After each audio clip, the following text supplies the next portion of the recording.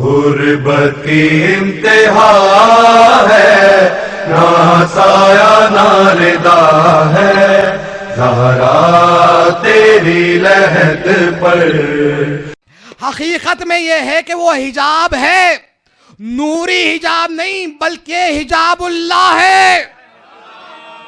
اب حجاب اللہ کون ہے؟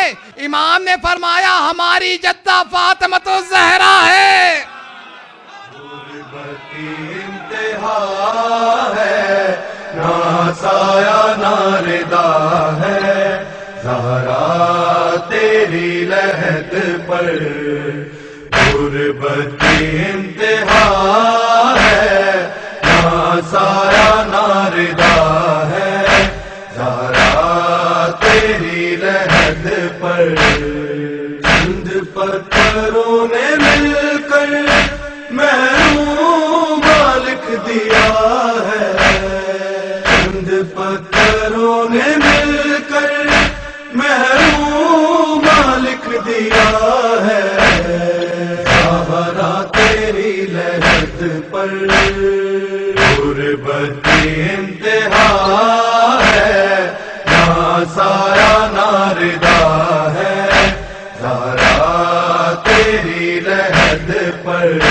تیروں بھری کفاتی اور خون بھری ردا تھی، تیروں بھری کفاتی اور خون بھری ردا تھی، اور خون بھری ردا تھی۔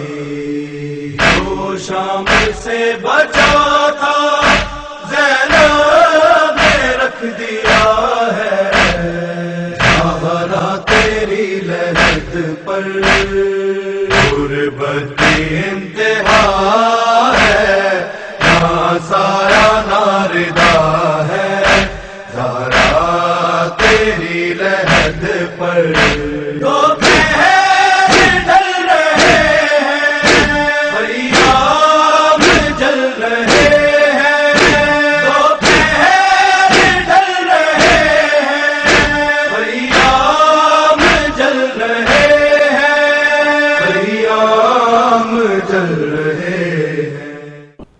صلوات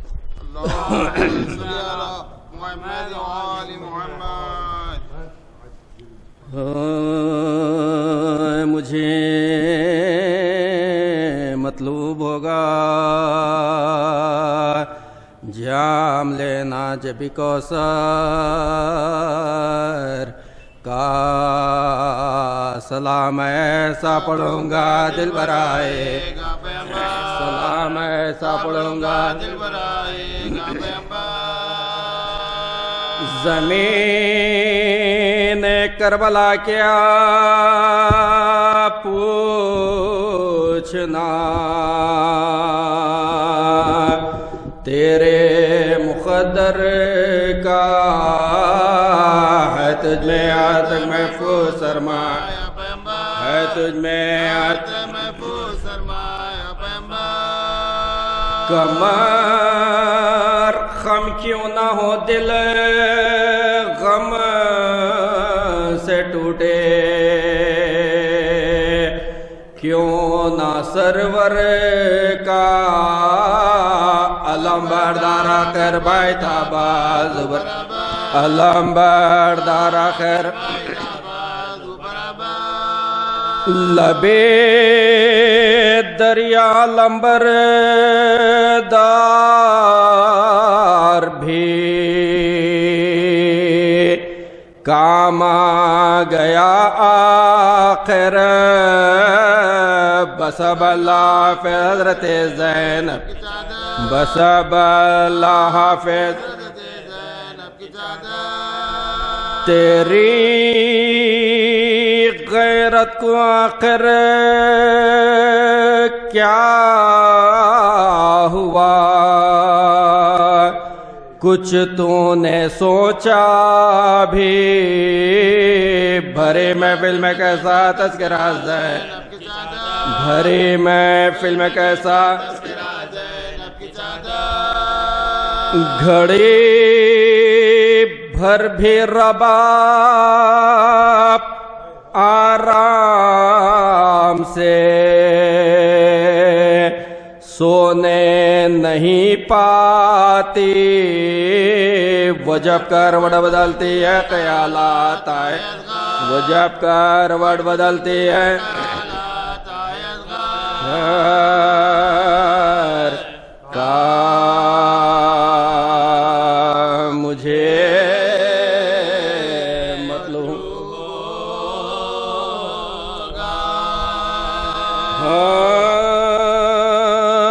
जब इब्ने बूतराब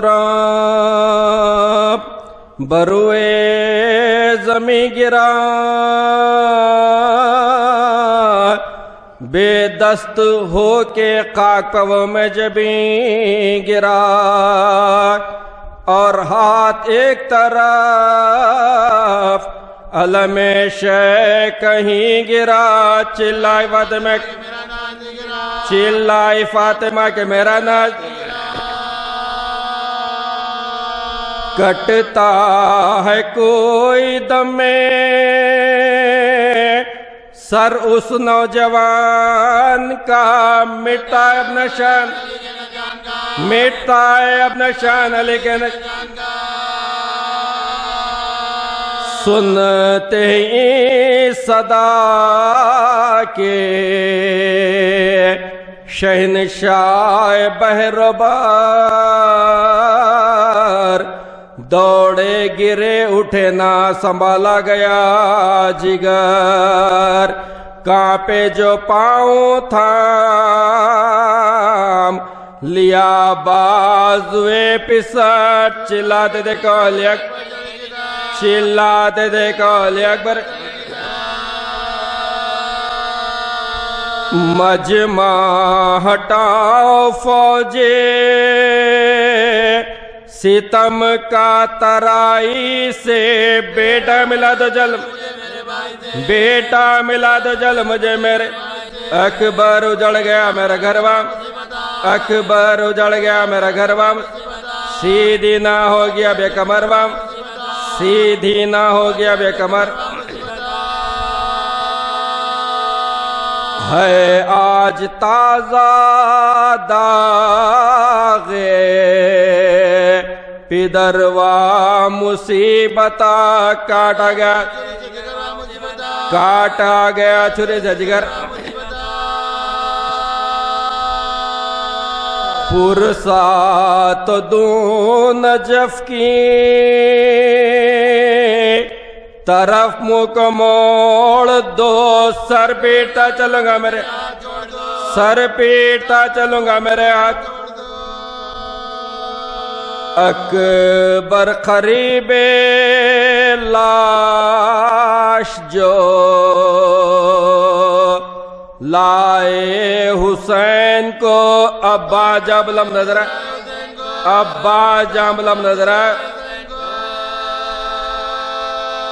तड़पा वो शेर सुन के सदाए हुसैन को, अकबर ने हाथ उठा के दिखाए, अकबर ने हाथ उठा के दिखाए। तो को है गम के दिल पर जो एक बार गिर पड़े, पहलू में लाश के जबरार, पहलू में लाश के जबरार, एक बार गश से चौके अब्बास ज़ीवकार, और जाकनी में आंखों को खोला बहालेजार, पूछा किधर हो ऐ मेरे आखाए नामदार। हजरत लिपट के भाई, हजरत लिपट के भाई से बोले कि मैंने सदमे है जाकनी से, फुजू इस जुदाई के, भाई का दाग बुझ गए, भाई का दाग बुझ गए। भाई तुम्हारी बाली सकीना जिगर फिगार बच्चों से कह रही है ये बाचश्मे अश्क बार एक लहजा और सब्र करो तुम पमै निसार देखो के जा बलब है मेरा भाई देखो के जा बलब है मेरा प्यासी हूँ मैं भी 3 दिन और 3 रात से अब पानी लाते होंगे हम अब पानी लाते होंगे हम है कुछ वसीयतें मेरी इस वक्त या इमाम उनमें से एक ये के तसद्दुक़ जब गुलाम साहिल से लाश उठ के ना जाए सुए क़ियाम जिस जा पढ़ाओ कब्र कभी हो सर के नकानज़ात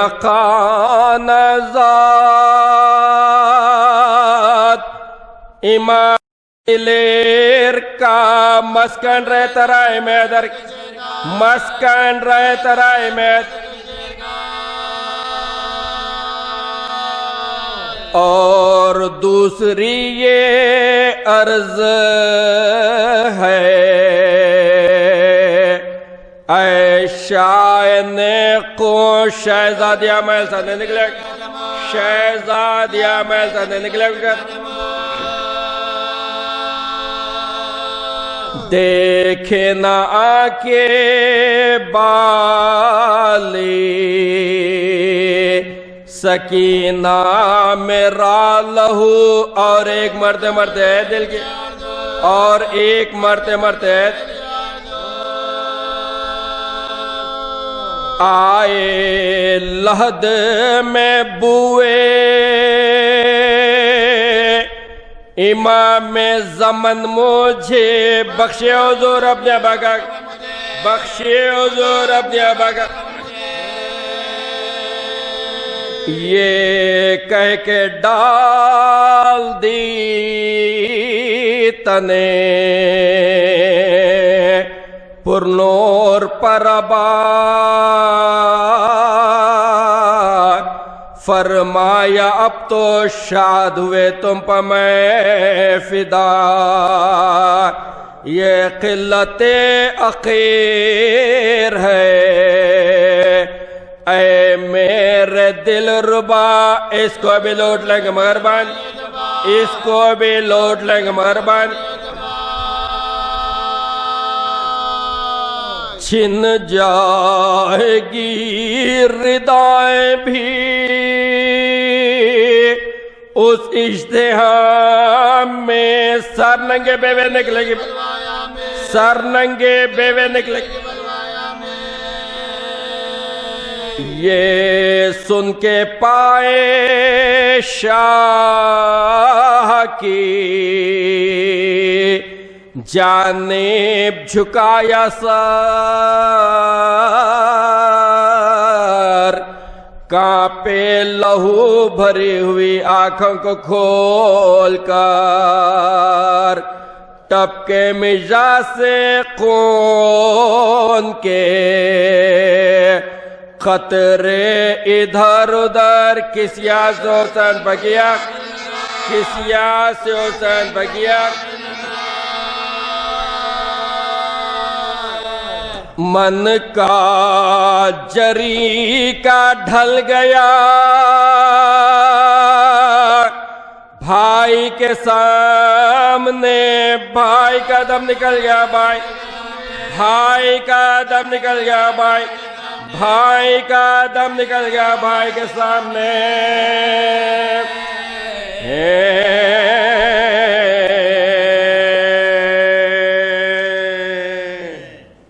الفاتحة اللهم صل على محمد بسم الله الرحمن الرحيم الحمد لله رب العالمين الرحمن الرحيم مالك يوم الدين إياك نعبد وإياك نستعين اهدنا الصراط المستقيم صراط الذين أنعمت عليهم غير المغضوب عليهم ولا الضالين.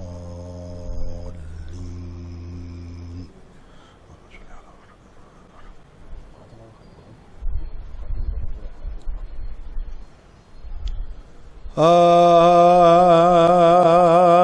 سوزاں لب تک آئی اشک ناب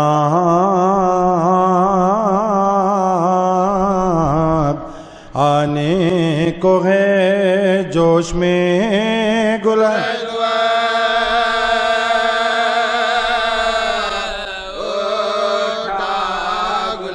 جوش میں گلال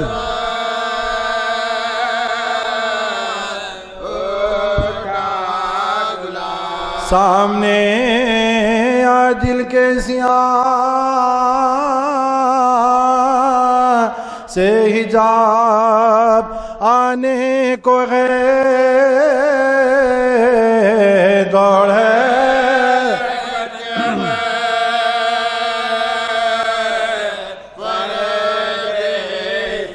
دوڑے رحمت کے بار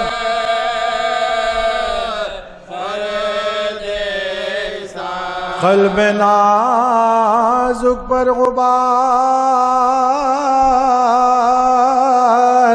آنے نہ پائے زمین تیرے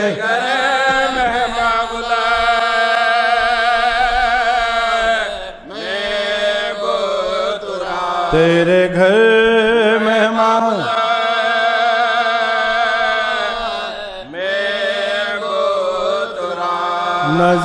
نظام میں کر لوں زیارت اجل دم لے ابھی جو میرا مشکل کشا ہے وہ جناب آنے کو ہے اے فرشتوں ایک دم تھم جاؤ پھر کرنا سوال میرا مولا برتلا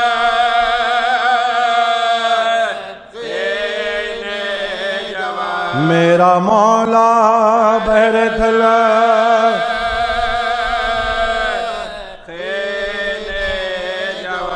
ماتم شبیر میں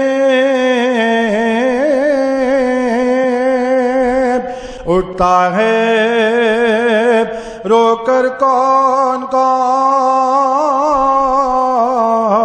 دیکھیے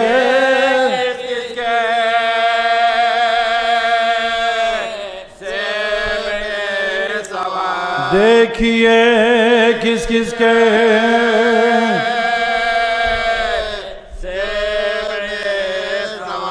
شہر کو پیری میں دکھاتا ہے فلک اکبر کا داغ ہو کے رخصت گھر سے نکلے گئے عقاب آنے کو ہے سال ہے 18واں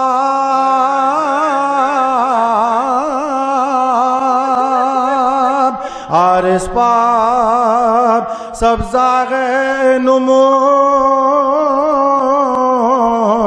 حسن مٹ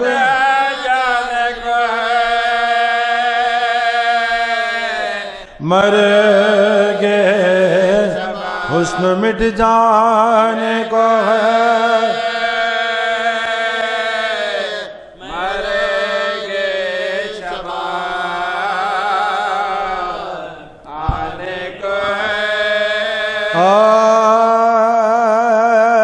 جب خاتمہ بخیر ہوا فوج شاہ کا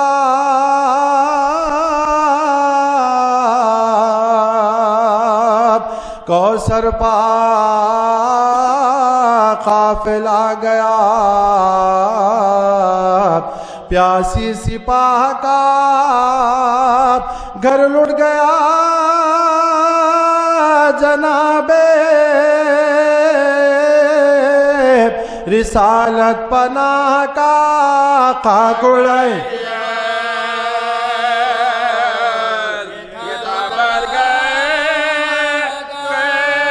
بھائی تینے رفیق نام وہ نورین تھے دو بہنیں رونے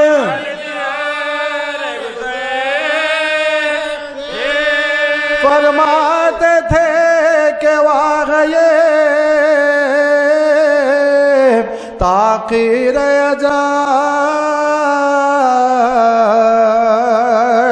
اکبر کے بعد کون سا تھا زیست کا مغال ہم مجھ کو ایک برس کے برابر ہے ایک پل موت آئے موت آئے اب یہ ہے ایک جا چھری گلوں پہ جو چلتی تو خوب تھا یہ جان یہ ان کے ساتھ ہم سب کے بعد خلق سے جانے کو رہ گئے سر پیٹنے کو اشک بہانے کو رہ گئے اس نوجوان کا دل پیری میں آٹھو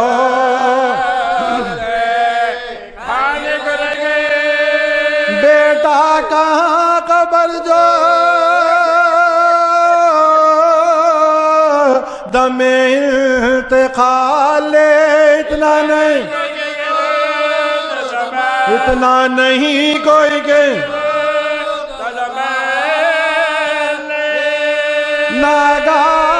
ناگاہ سوئے لاشے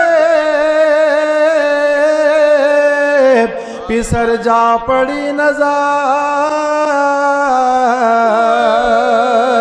چلائے دل کو تھام کے سلطان بہر و بار سوتے ہو کیا دھرے ہوئے رخسار خاک پر اکبر اٹھو کے اکبر اٹھو کے گھوڑے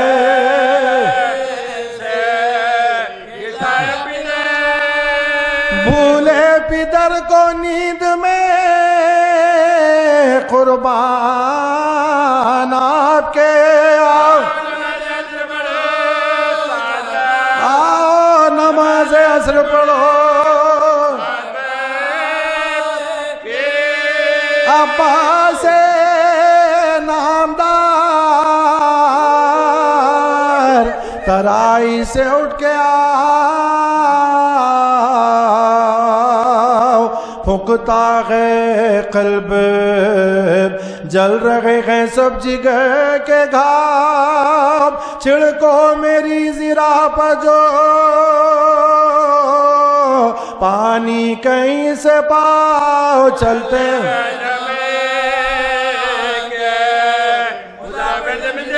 چلتے ہوئے عدم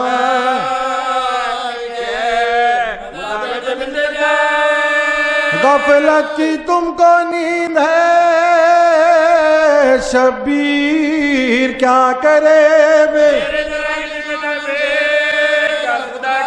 میری طرح کسی کو نہ چلایا فوج کو پسر ساد نہ بیکار لوگ لو حسین کو سو مل کے ایک بار پلٹے پرے سواروں کے لے کر رسالہ دار دو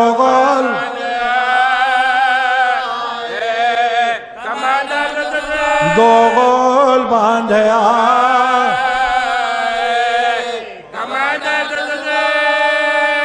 تیر افغانوں میں تیغوں میں بھالوں میں گر گئے بے کس حسین برچیاں گرتے گیا آپ کون سنبھالے کوئی نہیں سینے سے کون تیر نکالے کوئی نہیں سمجھ چکے چاہنے وار بیجا پڑے ہیں گود بیجا پڑے ہیں گود بے کس آپ زور سپاہی عدو کا ہے منہ جس کا دیکھتے وہ پیار فضا نے جا کے خیمے میں بیووں کو دی خبر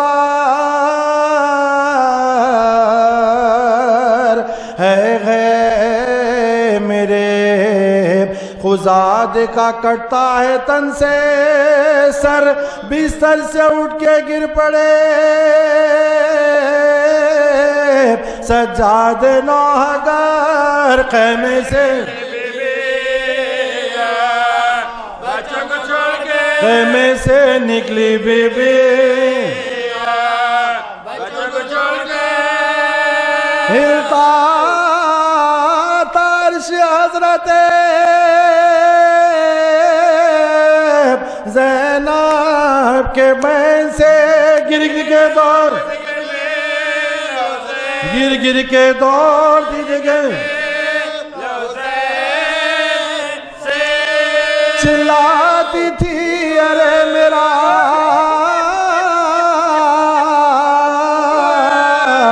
بھائی ہے کس طرح لوٹی ہوئی علی کی کمائی ہے کس طرح دریا کی درخت کا طرح سونے کی جا حسین سونے کی جا حسین رستہ دے زمیں کے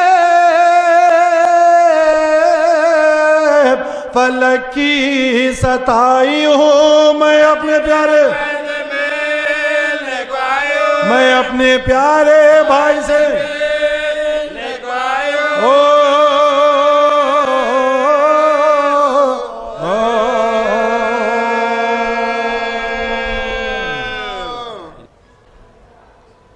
لا حول ولا قوة الا باللہ العلی العظیم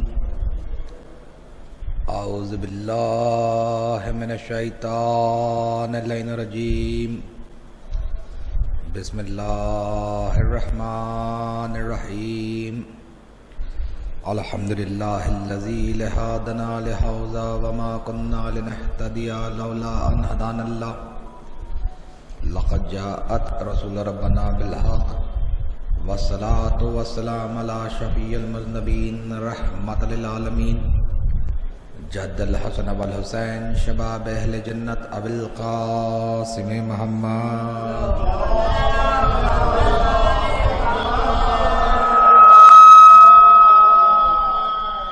واہل بیتہ طیبین الطاہرین والمعصومین والمظلومین والمنتجبین ولعنۃ اللہ علیہم اجمعین من یومنا ھذا قیام یوم الدین اللہم لعن منکر ولایت علی ابن ابی طالب اللہم لعن مشرک ولایت علی ابن ابی طالب اما بعد فقد قال سبحانہ فی محکم کتابہ وہو اصدق القائلین وقولہ الحق بسم اللہ الرحمن الرحیم والعصر ان الانسان لفی خسر پڑھ دیجیے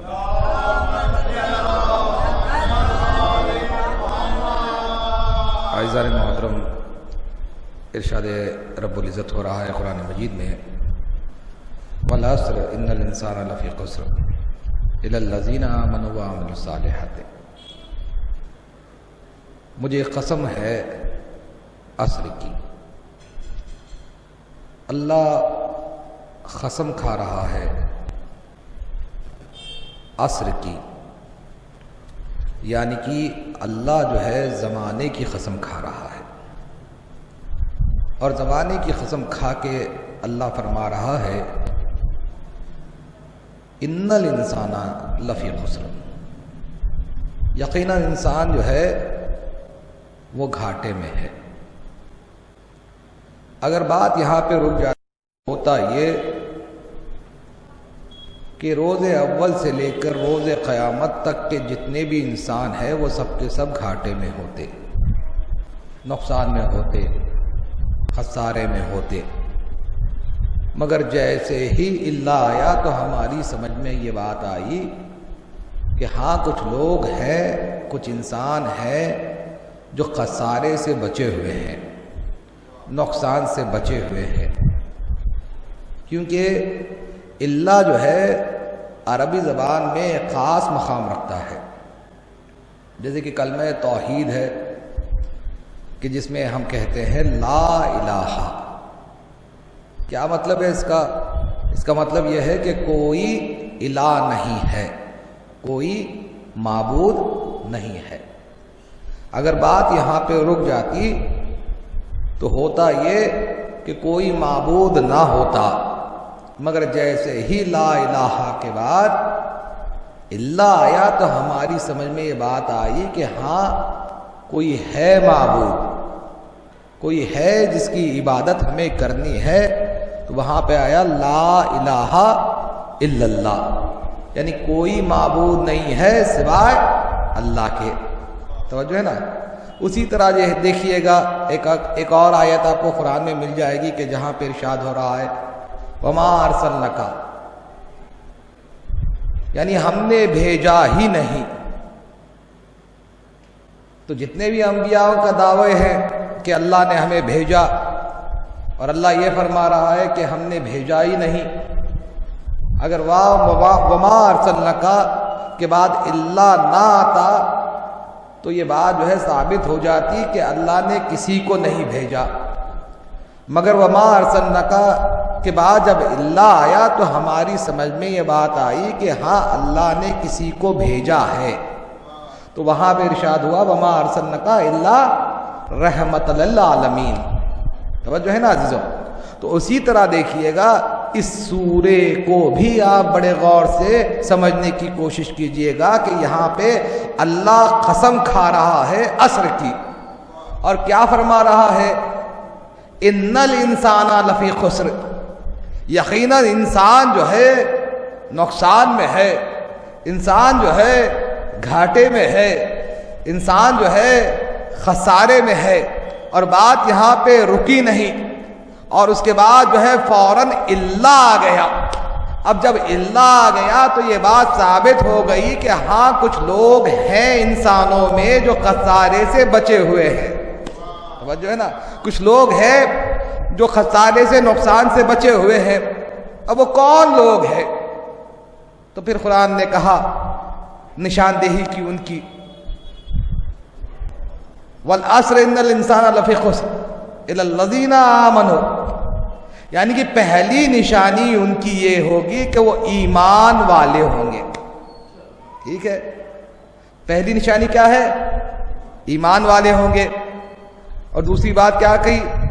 یہ وہ لوگ ہوں گے جو نیک اعمال کرتے ہیں، ان کی دوسری پہچان. تیسری بات کیا ہے؟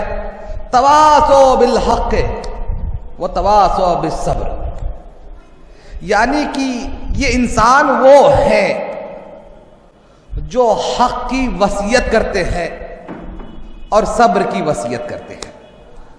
عزیزوں یاد رکھیے گا، یہ سورہ جو ہے بظاہر بڑا ہی چھوٹا سورہ ہے، مگر اللہ کی کوئی بات جو ہے چھوٹی نہیں ہو سکتی ہے. توجہ ہے نا؟ تو لہذا جو ہے اس میں بہت سے اسرار موجود ہے. پہلے تو ہمیں یہ سمجھنا چاہیے، دیکھیے یہ تذکرہ کس کا ہو رہا ہے؟ ہم انسانوں کا تذکرہ ہو رہا ہے. بات کس کی ہو رہی ہے؟ ہماری بات ہو رہی ہے. انسان کون ہے؟ ہم ہیں. اچھا یہ بتلائیے کہ انسان کے معنی کیا ہے؟ میری سب سے پہلی جستجو جو ہے وہ اسی لفظ سے شروع ہوئی کہ یہ میں جاننے کی کوشش کروں کہ انسان کہتے کسے ہیں. پہلی چیز. دوسری چیز یہ ہے کہ ہمیں یہ سمجھنا چاہیے کہ بھئی اللہ نے ہمیں خلق کیوں کیا. اس کی مقصد تخلیق کیا ہے؟ اس نے ہمیں بنایا کیوں؟ ہمیں وجود کیوں دیا؟ ہمیں اپنے آپ کو تو تھوڑی سمجھنا ہے نا، ہمیں اپنے آپ کو بھی سمجھنا ہے. اور پھر کیا کیا سمجھنا ہے یہ بھی بات جو ہے واضح ہو جائے گی. بھئی لفظ انسان، انسان کہتے کسے ہیں؟ انسان کے معنی کیا ہے؟ تو میں نے جو ہے اس لفظ انسان کو سمجھنے کے لیے لغت کا سہارا لیا اور یہ جاننے کی کوشش کروں کہ بھئی انسان کے معنی کیا ہے.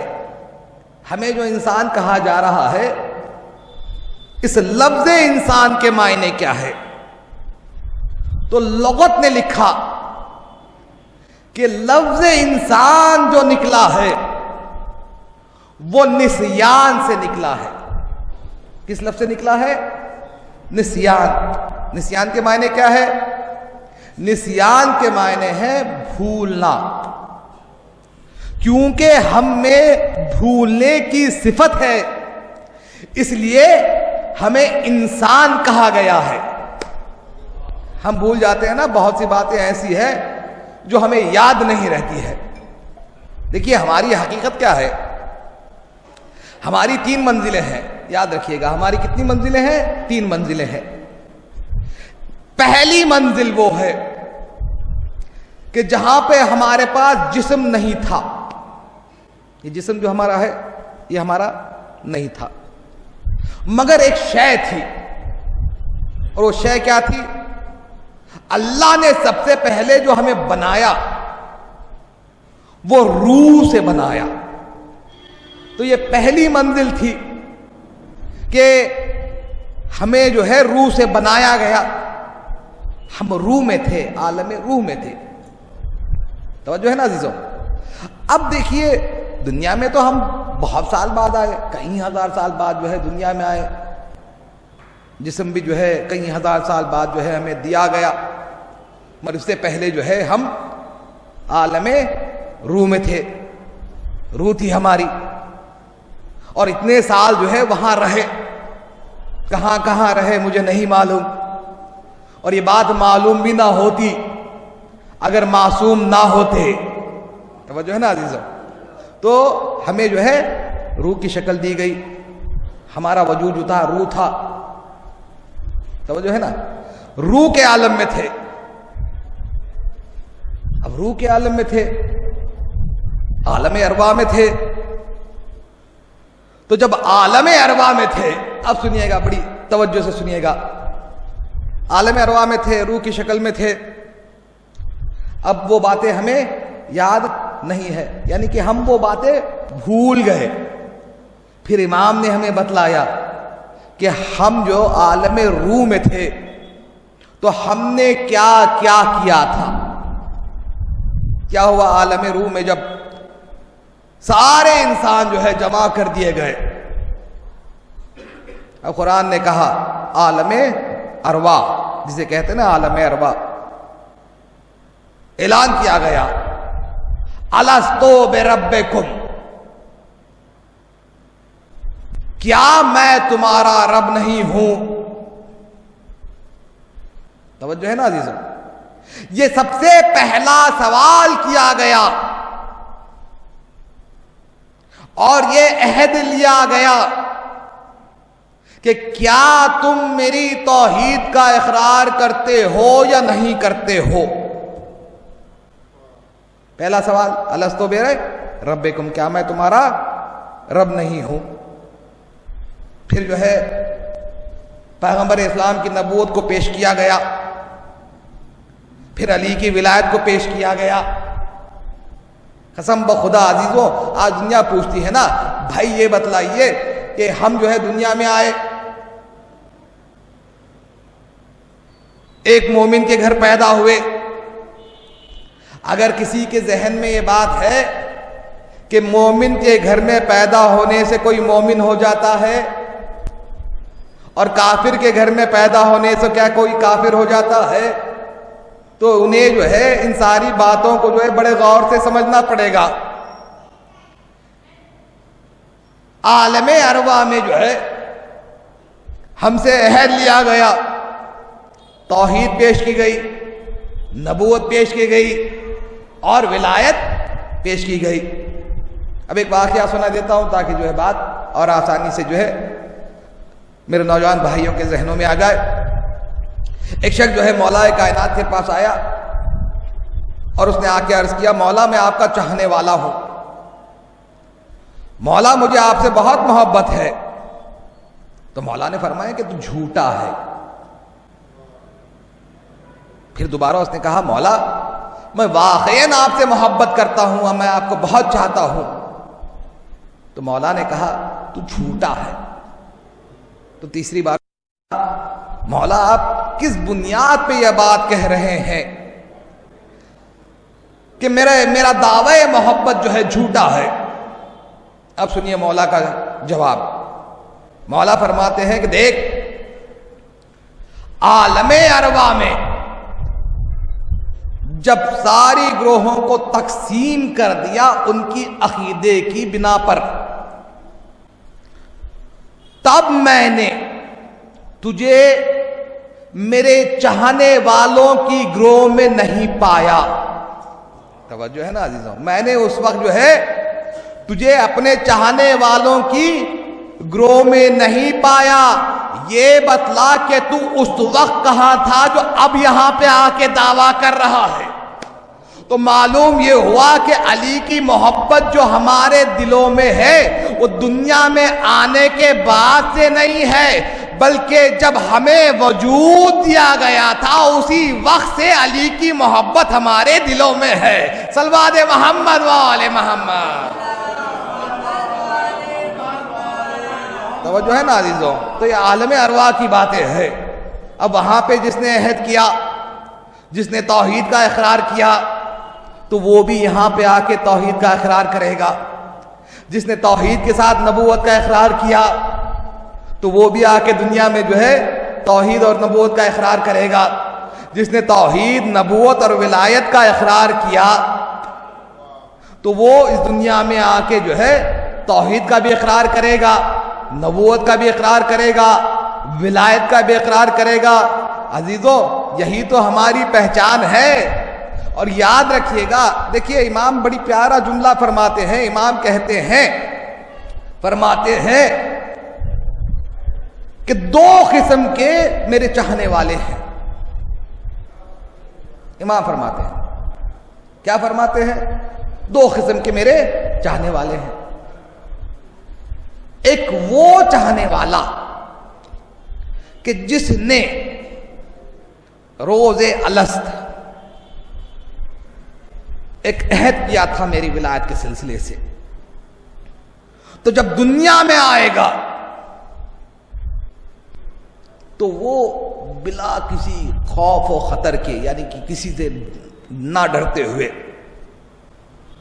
میری ولایت کو جو ہے عام کرے گا، خوف نہیں رکھے گا کسی کا، کسی کے شر سے نہیں ڈرے گا، کھل کے جو ہے ولایت پہ گفتگو کرے گا.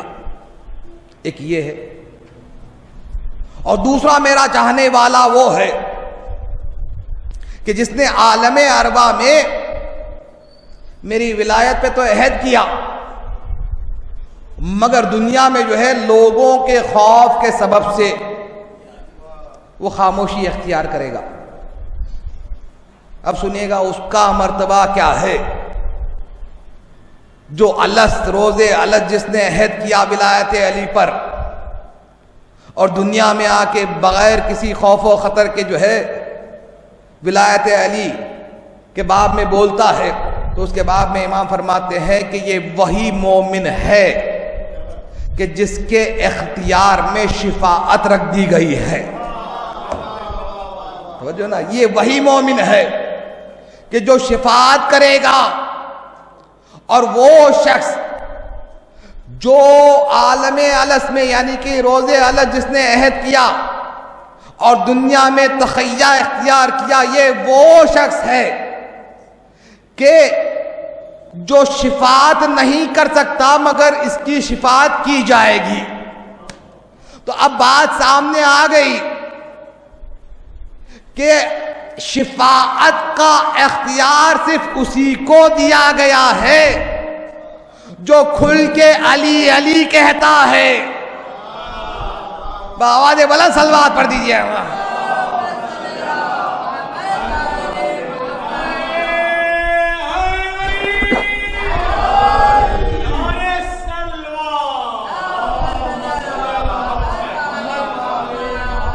اللہ نے جو ہے انسان کی روح بنایا. روح بنانے کے بعد اللہ نے کیا کیا؟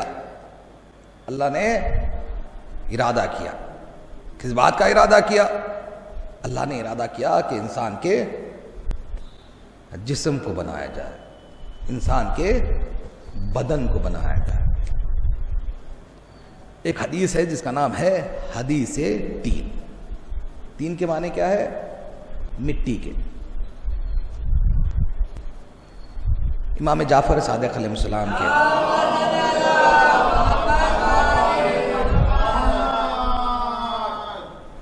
امام فرماتے ہیں کہ ایک شخص آیا مولا کائنات کے پاس اور اس نے آ کے عرض کیا، یا امیر المومنین، کیا آپ نے آدم سے پہلے کسی انسان سے گفتگو کی تھی؟ آدم سے پہلے کی بات ہو رہی ہے. تو امام نے فرمایا کہ ہاں میں نے گفتگو کی. کہا کس سے گفتگو کی؟ میں نے مٹی سے گفتگو کی. تو جو ہے نا، میں نے مٹی سے گفتگو کی. میں نے اس سے پوچھا یہ بتلا کہ تو کون ہے اور میں کون ہوں. تو مٹی نے کہا انا تراب و انت ابو تراب، میں تراب ہوں اور آپ جو ہے ابو تراب ہے. پھر میں نے سوال کیا یہ بتلا کہ کیا میں تجھ سے ہوں؟ تو مٹی نے جواب دیا یہ کیسے ممکن ہو سکتا ہے کہ بیٹے کے سبب سے باپ ہو، باپ کے سبب سے بیٹا ہوتا ہے. توجہ ہے نا عزیزوں. پھر امام فرماتے ہیں کہ جب انسان کا جسم اللہ نے بنانا چاہا تو ایک مٹی کا انتخاب کیا اور فرشتوں سے کہا کہ اس مٹی پر جنت کا شیریں پانی بہایا جائے، میٹھا پانی جنت کا. 7 دن تک اس مٹی پر جنت کا پانی بہایا گیا. اب جب 7 دن مکمل ہو گئے تو اللہ نے اس مٹی کے آگے علی کی ولایت کو پیش کیا اور اس مٹی نے قبول کر لیا. توجہ ہے نا عزیزو؟ اور اس مٹی کا نام ہے علیین. اس کے برخلاف جو ہے ایک اور مٹی کا انتخاب کیا اللہ نے اور کہا کہ اس پہ جو ہے تلخ پانی بہایا جائے. 7 دن تک اس پہ تلخ پانی بہایا گیا. جب 7 دن مکمل ہو گئے تو علی کی ولایت کو پیش کیا گیا اور اس مٹی نے ولایت علی کو قبول کرنے سے انکار کر دیا. جب انکار کر دیا تو اس مٹی کا نام رکھا گیا سجین. جس مٹی نے ولایت علی کو قبول کیا اس کا نام ہے علیین. جس مٹی نے علی کی ولایت کا انکار کیا اس مٹی کا نام لکھا سجین. اور پھر امام فرماتے ہیں کہ اللہ نے حکم دیا کہ دونوں مٹیوں کو ایک دوسرے میں ملا دو. دونوں مٹیوں کو ایک دوسرے میں ملا دیا گیا, مخلوط کر دیا گیا. تو امام فرماتے ہیں کہ یہی سبب ہے کہ کافر کے صلب سے مومن پیدا ہوتا ہے, مومن کے صلب سے کافر پیدا ہوتا ہے. توجہ ہے نا عزیزوں؟ اب کیسے معلوم کرے کہ کون کافر ہے کون مومن ہے؟ اسی لیے ہم ذکر علی کر کے دیکھ لیتے ہیں. جس کا چہرہ کھل جائے سمجھ لیتے ہیں کہ اس کی مٹی پاک ہے, اور جس کا چہرہ مرجھا جاتا ہے سمجھ لیتے ہیں کہ یہ سجین والی خاک سے بنا ہے. صلوات محمد وآل محمد.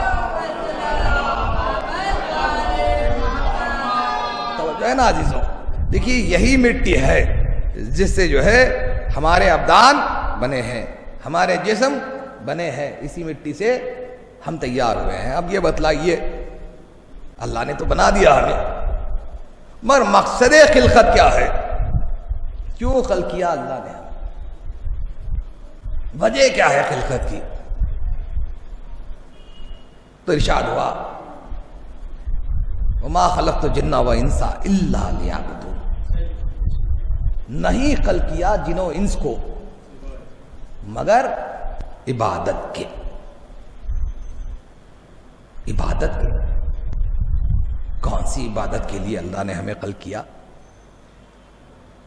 حالانکہ وہ ہمارے سجدوں کا محتاج نہیں ہے, ہماری نمازوں کا محتاج نہیں ہے, ہم نمازوں کے محتاج ہیں, ہم روزوں کے محتاج ہیں, مگر اللہ تو فرما رہا ہے عبادت کے لیے خلق کیا. اب کون سی عبادت ہے؟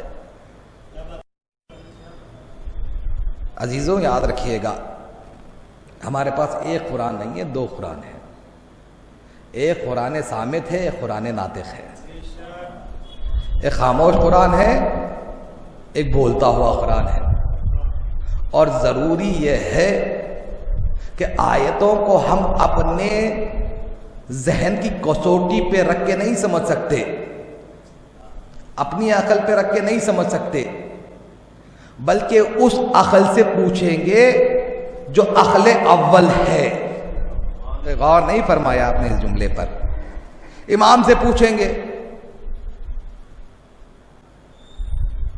کہ یہاں پہ جو عبادت کا لفظ آیا ہے اس سے مراد کیا ہے؟ تو امام نے فرمایا کہ یہاں پہ جو عبدون آیا ہے اس سے مراد ہے یعرفون. کیا مطلب؟ مطلب یہ ہے کہ یہاں پہ لفظ عبادت معرفت کے معنی میں آیا ہے.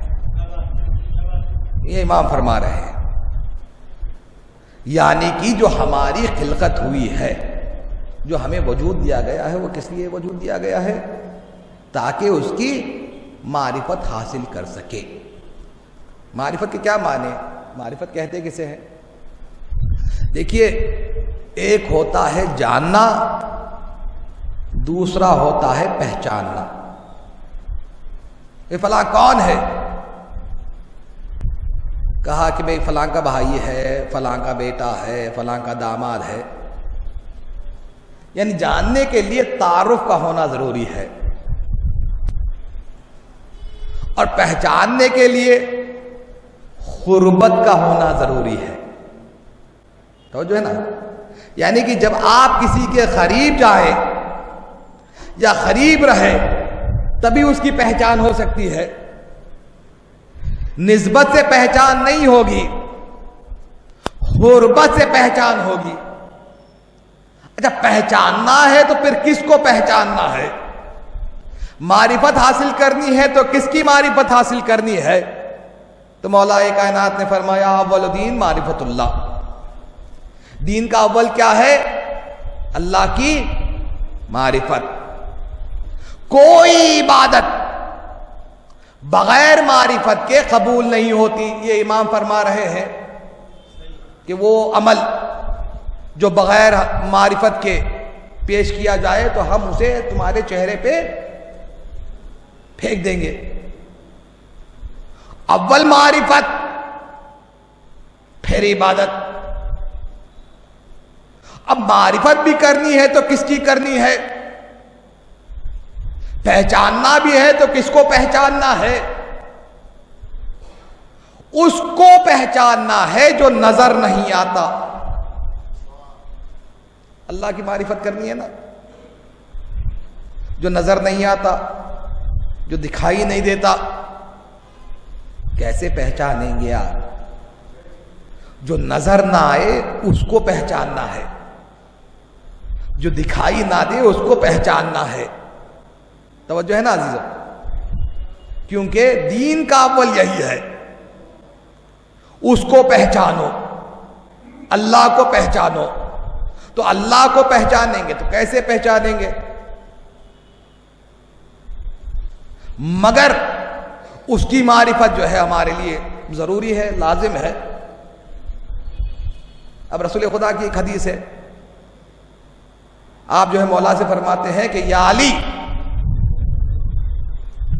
اللہ کو کسی نے نہیں پہچانا سوائے میرے اور آپ کے.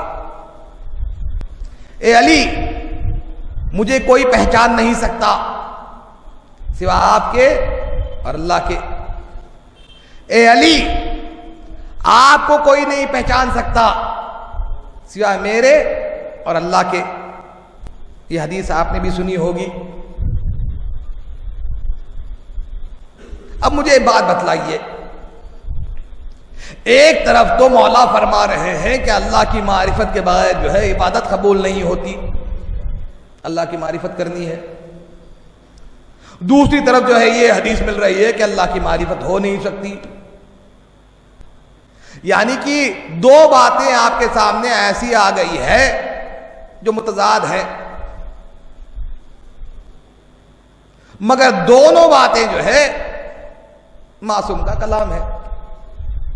اور ہمیشہ یاد رکھیے گا، کلام امام جو ہے وہ امام الکلام ہوتا ہے. کبھی تضاد نہیں ہو سکتا، کبھی اختلاف نہیں ہو سکتا ہے. اب بس اتنا سمجھنا ہے کہ وہ کون سی معرفت ہے جو ممکن نہیں ہے، اور وہ کون سی معرفت ہے جو ممکن ہے آپ کو کرنی ہے. توجہ ہے نا؟ کون سی معرفت ہے؟ تو جو معرفت ممکن نہیں ہے تو اس باب میں جو ہے معصوم فرماتے ہیں لا تفکروا فی ذات اللہ، اللہ کی ذات میں غور و فکر نہ کرو، تفکر نہ کرو تو کیا ہے کیسا ہے، نہیں، یہاں پہ سوچو نہیں. تو یہ وہی معرفت ہے جہاں پہ آپ سوچ نہیں سکتے، لہذا یہ ممکن نہیں ہے. اب معرفت حاصل کرے اللہ کی تو کیسے حاصل کرے؟ تو امام نے فرمایا دیکھو، ذات کی معرفت نہیں ہو سکتی ہے بلکہ اس کے کمالات کی معرفت ہوتی ہے، اس کے صفات کی معرفت ہوتی ہے. اب یہ بھی ایک مسئلہ آ گیا آپ کے سامنے. بھئی وہ خالق ہے، آپ کو کیسے معلوم ہو وہ خالق ہے؟ وہ رازق ہے، آپ کو کیسے معلوم ہو وہ رازق ہے؟ وہ رحمان ہے، وہ رحیم ہے، وہ کریم ہے، وہ حنان ہے، وہ منان ہے، ساری صفات ہے اس میں، مگر آپ کو کیسے معلوم ہوا؟ وہ ہے ہر جگہ ہے. آپ کیسے یقین کریں گے؟ وہ ہے ہر جگہ ہے، کوئی جگہ اسے خالی نہیں ہے. مگر یہ بات کیسے واضح ہوگی؟ پہلی بات تو ہمیں یہ سمجھنا ہے کہ اللہ ہے. یہ بھی کس نے کہا کہ آپ کو اللہ ہے؟ کیا اگر میں سجدہ کروں تو کیا یہ ثابت ہو جائے گا کہ اللہ ہے؟ کیا میرے سجدہ کرنے سے یہ ثابت ہو سکتا ہے کہ اللہ ہے؟ نہیں ہو سکتا. اگر آپ سجدہ کریں تو کیا یہ ثابت ہو سکتا ہے کہ اللہ ہے؟ نہیں ہو سکتا. اگر فرشتے بھی سجدہ کر لے تو فرشتوں کا سجدہ بھی یہ ثابت نہیں کر سکتا کہ اللہ ہے. کوئی ایسا ہو کہ جس میں اس کے کمالات ہو، وہ ان کمالات کو رکھتے ہوئے سجدہ کرے تو یہ ثابت ہو جائے گا کہ اللہ ہے. اسی لیے میرے مولا نے کہا ہے کہ میں اگر کہوں کہ اللہ ہے تو ہے، ورنہ دنیا کی کوئی طاقت اس کو ثابت نہیں کر سکتی. آواز بلند صلوات پڑھ دیجیے عزیزان.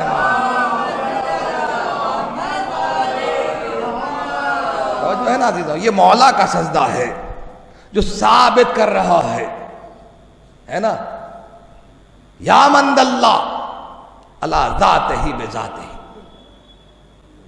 اللہ ہے، یہ اللہ ہے.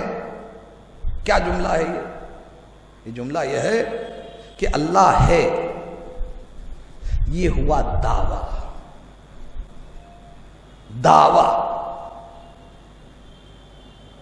اور ہر دعوے کے لیے دلیل کا ہونا ضروری ہے. اگر میں یہ کہوں کہ بھئی یہ فلاں زمین میری ہے، یہ تو میں دعویٰ کر رہا ہوں. آپ کہیں گے کہ بھئی دعویٰ تو کر رہے ہو مگر دلیل بھی تو پیش کرو تاکہ یہ ثابت ہو جائے کہ یہ زمین آپ کی ہے. اگر آپ نے دلیل نہیں پیش کی تو گویا آپ کا دعویٰ جو ہے جھوٹا ہو جائے گا. توجہ ہے نا. تو اللہ ہے دعویٰ، تو دعوے کے لیے دلیل کا ہونا ضروری ہے. اسی لیے میرے مولا نے فرمایا انا دل اللہ، میں ہی اللہ کے دلیل ہوں.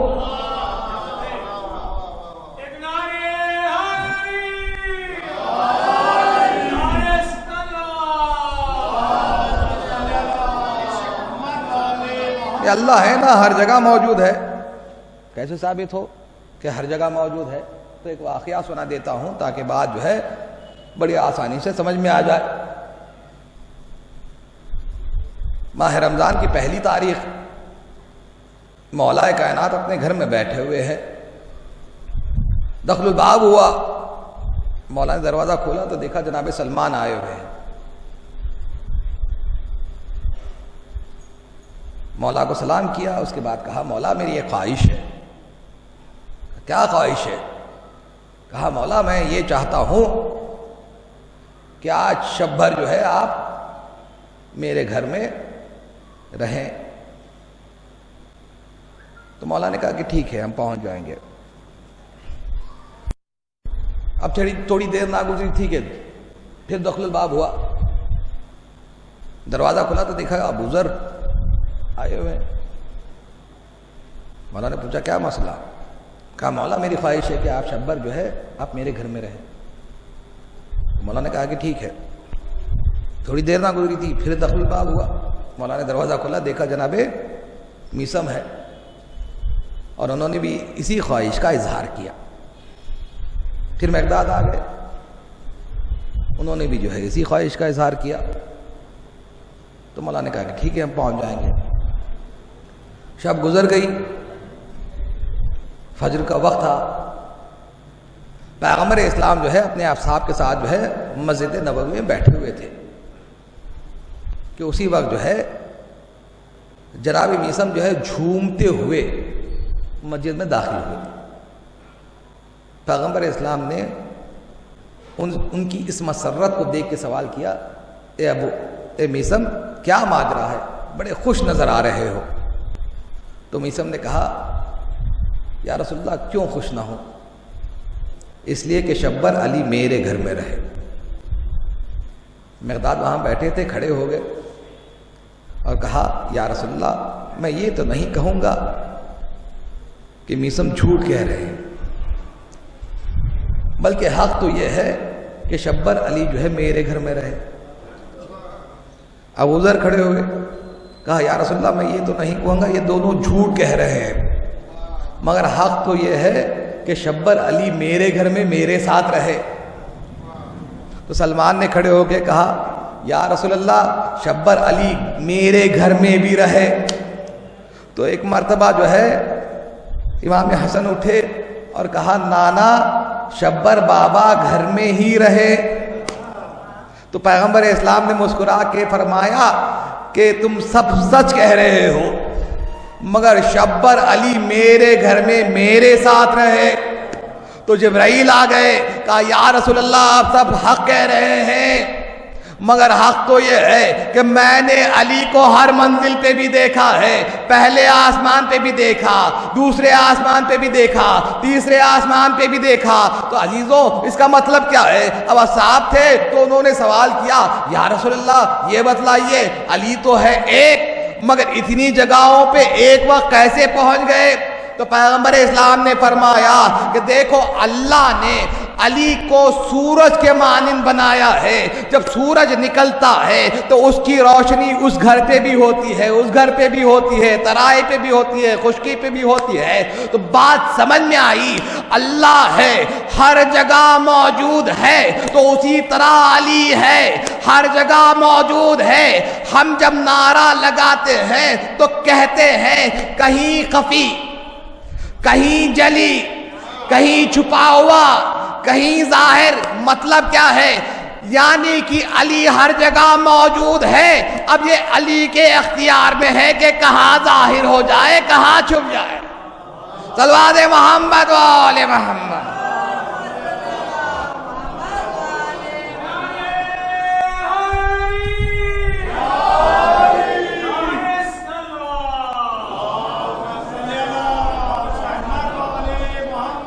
جو ہے نا عزیزوں، اب جو ہے معرفت جو ہوگی وہ معرفت جو ہے کس کے ذریعے سے ہوگی؟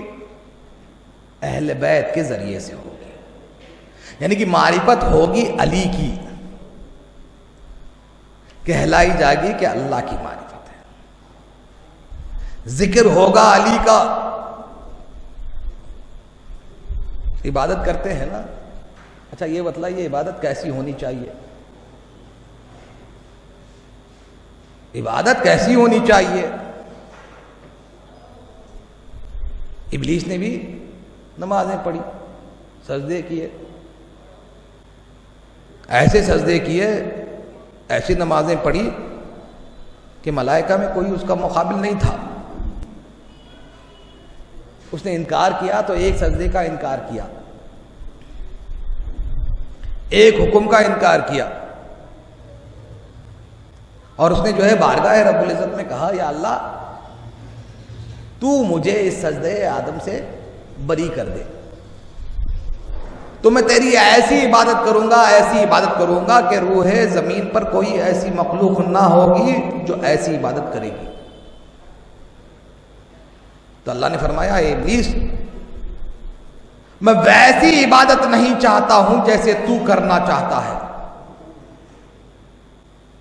بلکہ میں ویسی عبادت چاہتا ہوں جیسے میں کروانا چاہتا ہوں۔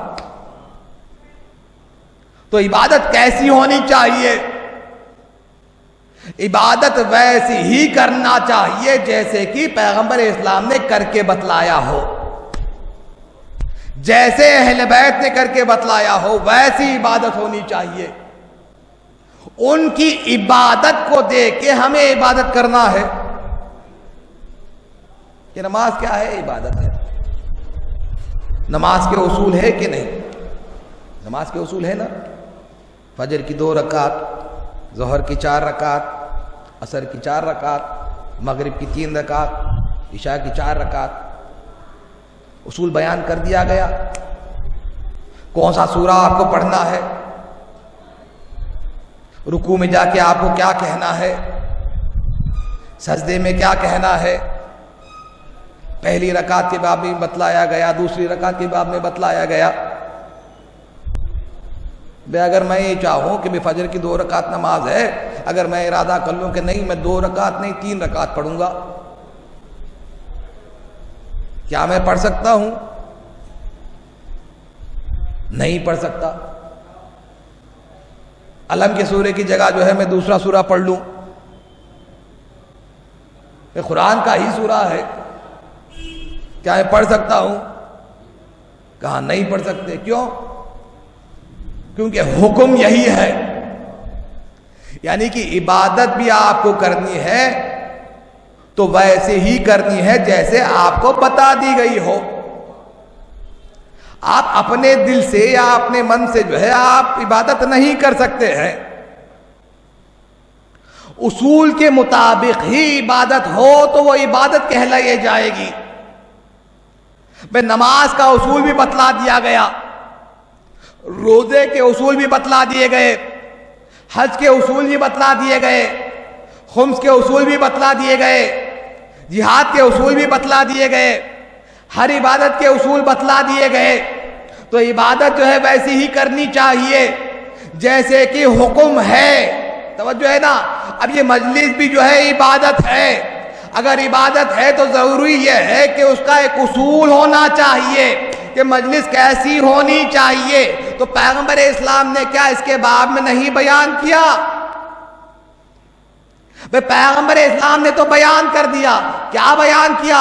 یہی فرمایا زینوا مجالسکم بذکر علی ابن ابی طالب، اپنی مجلسوں کو زینت دو علی کے ذکر سے۔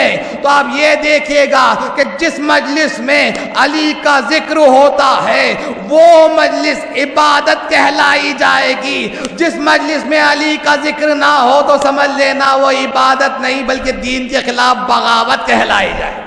صلوات محمد و آل محمد۔ وہ عبادت ہے، اور عبادت جو ہے ویسے ہی کرنی چاہیے جیسے کہ عبادت کا اصول ہوتا ہے۔ علی کا ذکر عبادت ہے، اور علی کا ذکر پیغمبر اسلام فرما رہے ہیں کہ علی کا ذکر میرا ذکر ہے۔ میرا ذکر جو ہے اللہ کا ذکر ہے، اور اللہ کا ذکر جو ہے عبادت ہے، کیونکہ ذکر علی کا جو ہم کرتے ہیں وہ صرف اور صرف جو ہے علی کے کمال کا ذکر کرتے ہیں۔ علی کے کمال، وہ علی جو سلمان کی سمجھ میں نہ آ سکا، وہ علی جو کسی بشر کے عقل میں نہیں آ سکتا ہے۔ یہ کسی کو اختیار نہیں ہے کہ یہ کہے علی کے باب میں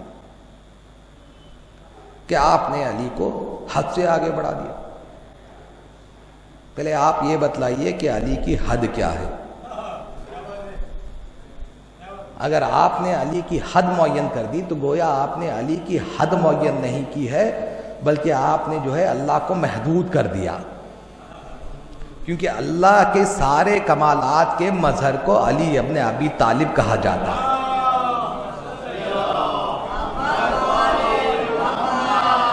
تو عزیزو یاد رکھیے گا، یہ عبادت جو ہم کر رہے ہیں، ہر عبادت کے لیے ایمان کا ہونا ضروری ہے۔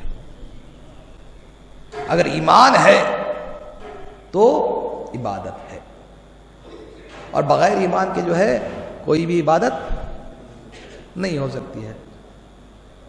اسلام ایمان نہیں ہے، اسلام دین ہے، ایک ظاہری دین ہے، اور ایمان وہ ہے جو آپ کے باطن میں ہے۔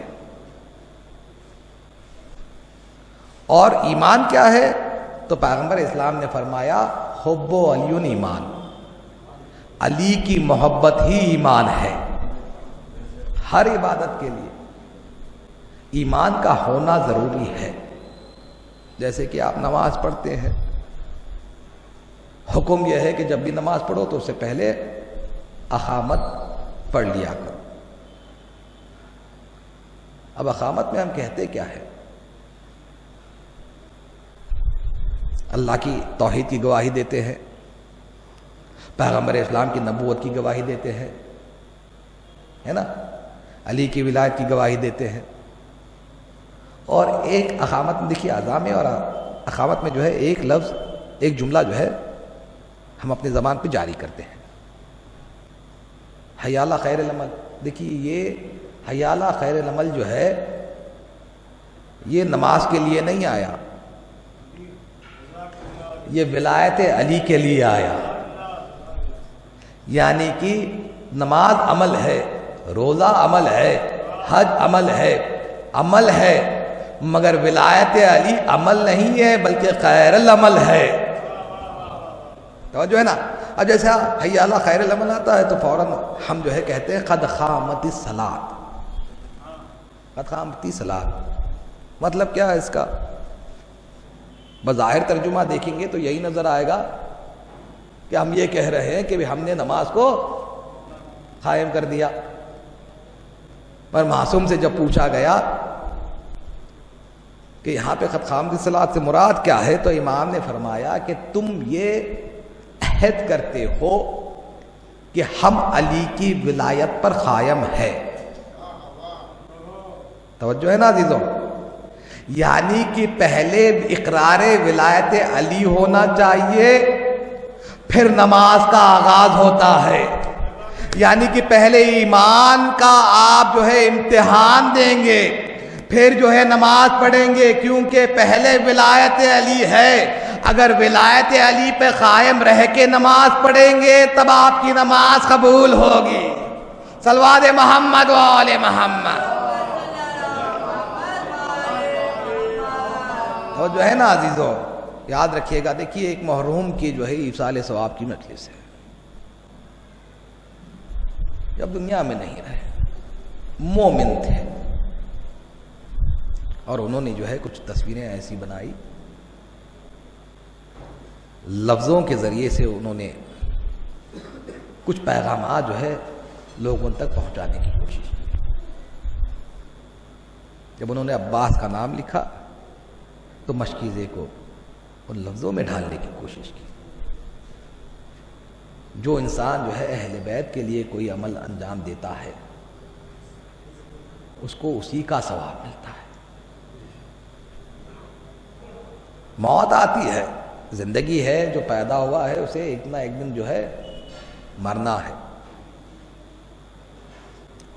مگر موت کچھ لوگوں کی زندگی ایسی ہوتی ہے کہ زندگی نہیں ہوتی ہے بلکہ موت ہی موت ہوتی ہے. قرآن کہتا ہے لا یستوی الا حیاء الا الموت. وہ جو زندہ ہے اور وہ جو مردہ ہے یہ دونوں کبھی برابر نہیں ہو سکتے ہیں. تو کیا مطلب ہے اس کا؟ اس کا مطلب یہ نہیں ہے کہ مردہ وہ مردہ جو قبرستان میں پڑا ہوا ہے اور زندہ وہ زندہ جو چل پھر رہا ہے، سارے جسم کی حرکت ہے. نہیں، انہی میں سے. یعنی کہ سارے حرکات ہونے کے باوجود قرآن انہیں زندہ تسلیم نہیں کر رہا ہے. کیوں؟ ان کے دل میں ایمان نہیں ہے، ان کے دل میں علی کی محبت نہیں ہے. اگر مومن جو ہے اپنے دل میں علی کی محبت رکھ کے مر جائے تو پیغمبر اسلام نے فرمایا من مات علی حب آل محمد و ماتا شہیدا. جو آل محمد کی محبت میں مر جاتا ہے یعنی دنیا کو چھوڑ دیتا ہے وہ شہید ہوتا ہے. اور جو شہید ہوتا ہے وہ کبھی مرتا نہیں، وہ ہمیشہ زندہ رہتا ہے. لہذا جو ہے مومن خبر میں جب پہنچ جاتا ہے کہ مولا کائنات کا واقعہ، مولا کائنات یہ واقعہ سنا رہے ہیں کہ ہوتا کیا ہے مومن کے ساتھ. امام فرماتے ہیں کہ تین چیزیں جو ہے بشکل انسان جو ہے اس کے سامنے آ جائے. ایک اس کی دولت، دوسری چیز جو ہے اس کی اولاد، اور تیسری چیز جو ہے اس کے اعمال. تو اپنے دولت کی طرف مخاطب ہو کے کہتا ہے کہ دولت، میں نے تجھے حاصل کرنے کے لیے کیا کچھ نہیں کیا، میں نے تجھے بچانے کے لیے کیا کچھ نہیں کیا، تجھے حاصل کرنے کے لیے میں نے خون پسینہ بہایا، تجھے حاصل کرنے کے لیے میں نے لوگوں سے جھوٹ کہے، تجھے حاصل کرنے کے لیے میں نے ہر چیز جو ہے آزما لی، حلال طریقے سے بھی کمایا میں نے، حرام طریقے سے بھی میں نے کما لیا، اور تیری حفاظت کرتا رہا۔ اب میں اس دنیا سے جا رہا ہوں، یہ بتلا کہ تو میرا ساتھ کہاں تک دے گا، تو میرا ساتھ کہاں تک دے گی؟ تو دولت کہے گی کہ میں تجھے صرف کفن ہی دے سکتی ہوں، اس کے علاوہ میں تیرا ساتھ نہیں دے سکتی۔ تو دولت نے ساتھ چھوڑ دیا۔ اب وہ اپنی اولاد کی طرف مخاطب ہوگا اور وہ کہے گا کہ اے میرے بچوں، میں نے تمہاری ہر فرمائش کو، ہر تکلیف کو اپنی تکلیف سمجھ کے میں نے زندگی گزاری، تم ہر چیز کی فرمائش کرتے تھے اور میں تمہیں مہیا کر دیتا تھا، تمہاری خاطر میں نے جو ہے دولت جمع کی، تمہاری خاطر میں نے جائیداد تمہارے لیے رکھی، یہ بتلاؤ کہ تم میرا ساتھ کہاں تک دو گے؟ تو اولاد کہے گی کہ تمہیں غسل دیں گے، کفن پہنائیں گے، خبر میں رکھ کر تم پہ مٹی ڈال دیں گے، ہمارا ساتھ یہاں تک کا ساتھ رہا۔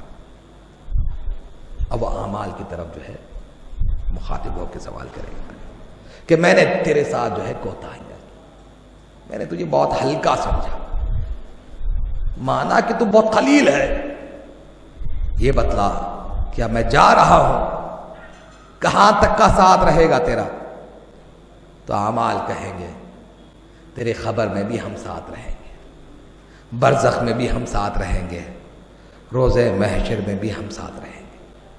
تو معلوم ہوا کہ یہ اعمال ہیں جو آپ کے ساتھ ساتھ ہیں۔ تو یہ اعمال کیا ہے؟ میں نے کہا نا، ہر عمل کے لیے غیر العمل کا ہونا ضروری ہے، ایسے اعمال ہونا چاہیے جو آپ کے قبول ہو، اور قبولیت کے لیے ولایت علی کا ہونا ضروری ہے۔ اب یہ مجلس میں آئے یہ کیا ہے؟ یہ بھی عمل، مصلی پہ جائے وہ کیا ہے؟ یہ بھی عمل، روزہ رکھے یہ کیا ہے؟ یہ بھی عمل۔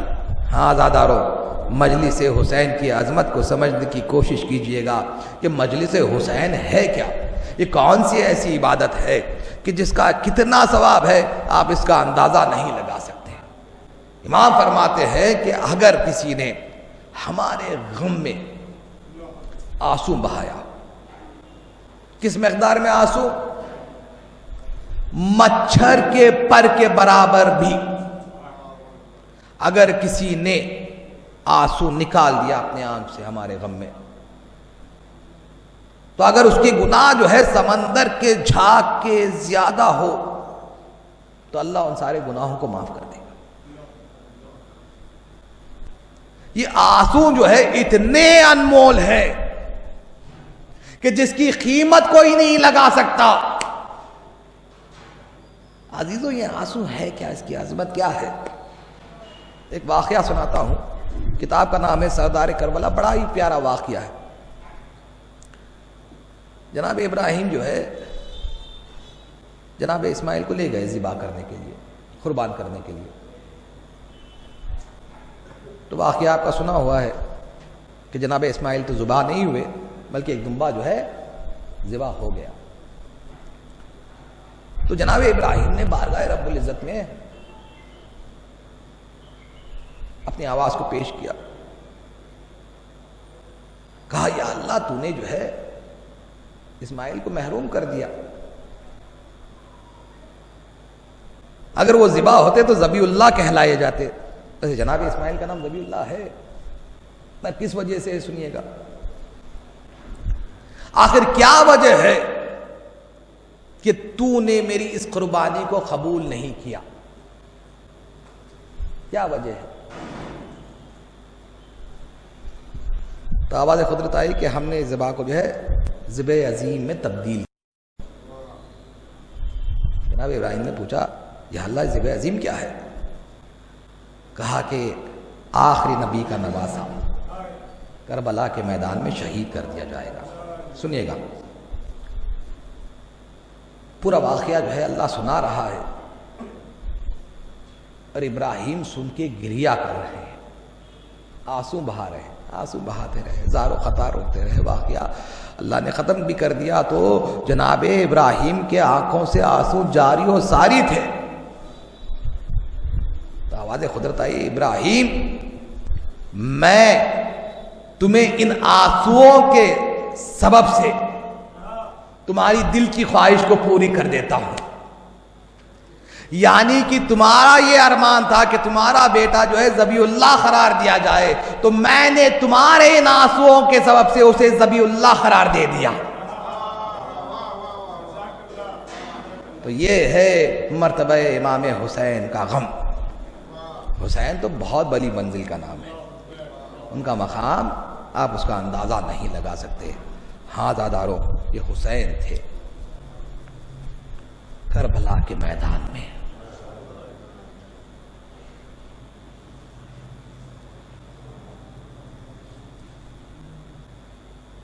کبھی قاسم کے لاش کے ٹکڑے جمع کر رہے تھے، کبھی اون و محمد کے لاشوں کو اٹھا رہے ہیں.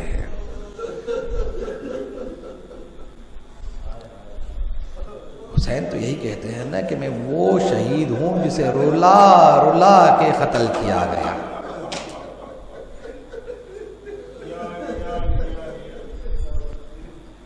میں وہ شہید ہوں جسے پانی کے لیے ترسا ترسا کے شہید کیا گیا. اللہ اکبر. علی اکبر جب میدان میں گئے تھے، وہ ایک وقت بھی آیا تھا کہ جب واپس آئے اور آ کے کیا کہا اپنے بابا سے، بابا سے سوال آپ کیا، بابا بہت پیاسا ہوں. علی اکبر جانتے تھے پانی نہیں ہے، جب پانی نہیں ہے تو پھر سوال آپ کیوں کیا؟ سوال آپ کرنے کی وجہ کیا تھی؟ امام حسین نے فرمایا بیٹا پانی تو نہیں ہے، البتہ بیٹا اپنی زبان میری زبان میں ڈال دو.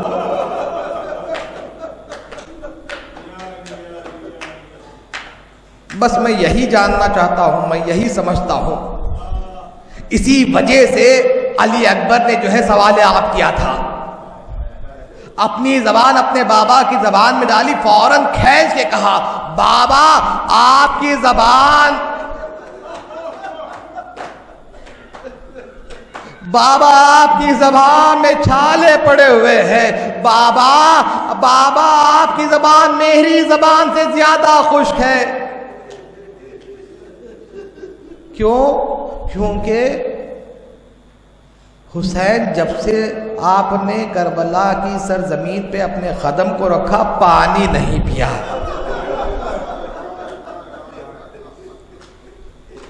اللہ اکبر. جوان کا لاشا بھی حسین نے اٹھایا، ننھی سی خبر بھی حسین نے بنائی.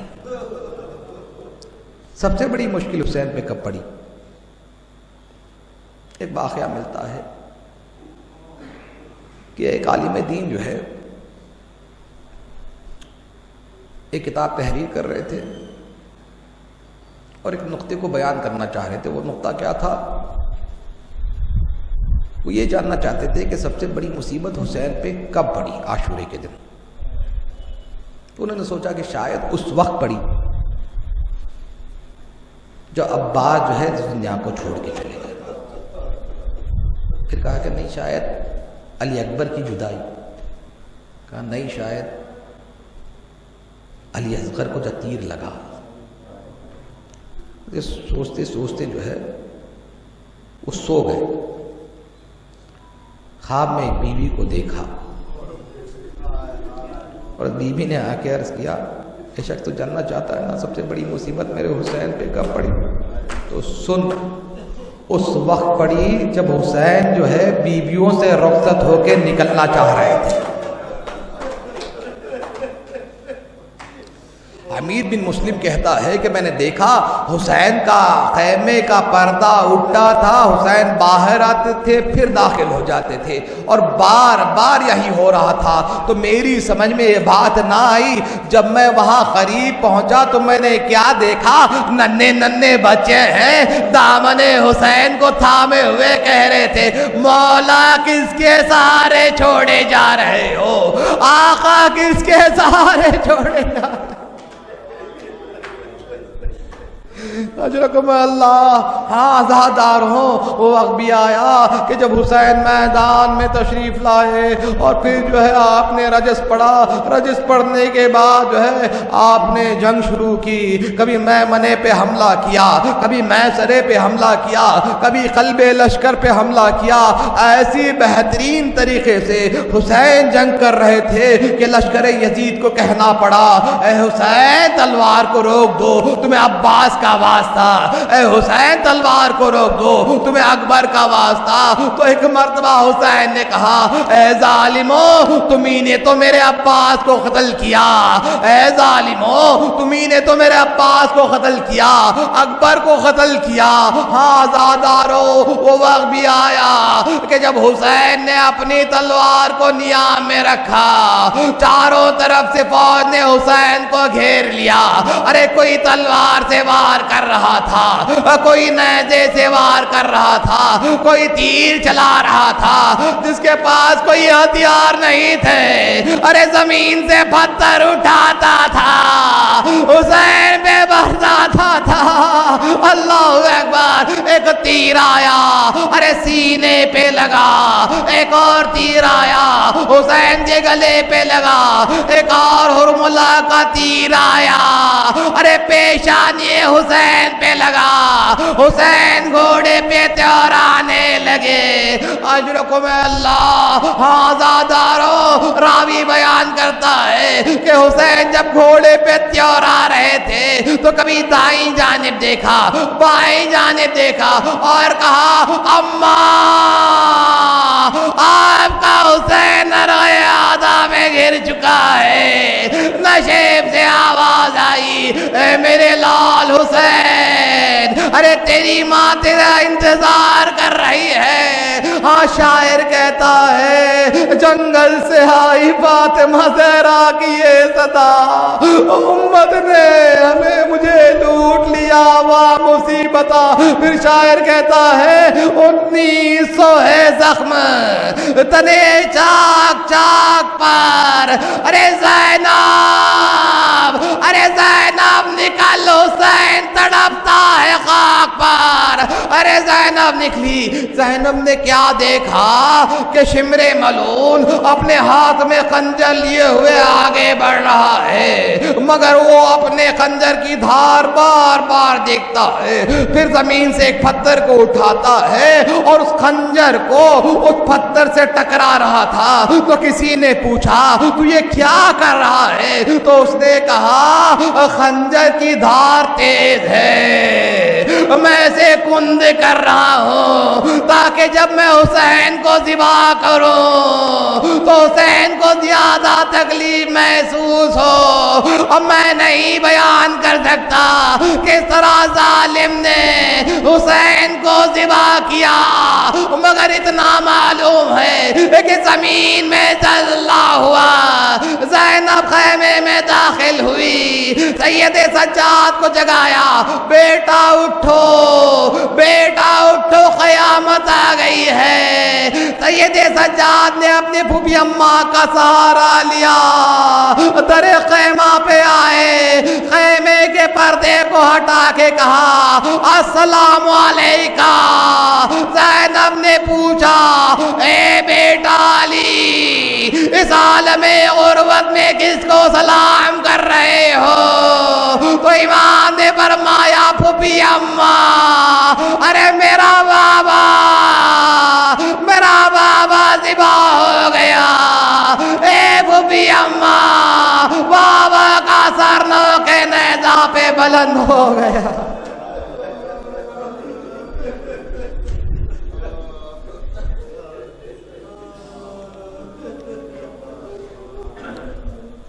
انا للہ و انا الیہ راجعون. ربنا تقبل منا انک انت السمیع العلیم. مومن سے گزارش کی جاتی ہے کہ ایک مرتبہ سورہ حمد اور 3 مرتبہ سورہ اخلاص کی تلاوت فرما کر سید افتخار حسین رضوی چاند بھائی ابن سید زوار حسین رضوی کے روح کو ایصال فرما دیجیے.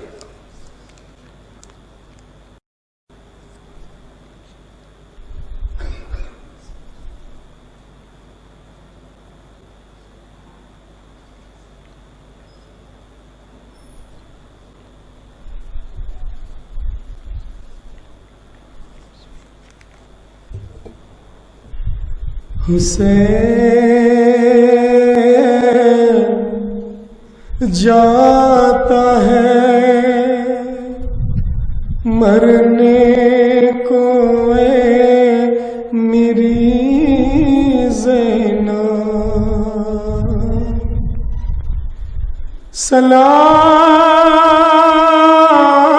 سلام تم پر ارے بابا کی لاڈلی زینب نے کہا کون ہے پردیس میں میرا، کس حال پہ تم چھوڑ کے جاتے مجھے تنہا. زینب کو ہر ایک موڑ پہ کر پائے گی دنیا، یاد آؤ گے بھیا. اس ماہ سے منسوب تھی بھیا میری خوشیاں، تھی سب سے بڑی عید میری تیسری شعبان کے جب چاند کو دیکھے گی یہ بہنا، ارے بعد آپ کے ہوگا میری غربت کا یہ عالم، اس وقت غریبی بھی کرے گی میرا ماتم. بعد آپ کے ہوگا میری غربت کا یہ عالم، اس وقت غریبی بھی کرے گی میرا ماتم. ارے سادات کو جب راہ میں، سادات کو جب راہ میں دگا کوئی صدقہ، یاد آؤ گے بھیا. اتنا تھا خیال آپ کو پردے کا برادر، لے جاتے تھے تم رات کو اماں کی لحد پر. اب دیکھے گی زینب کے کھلے سر کوئی دنیا،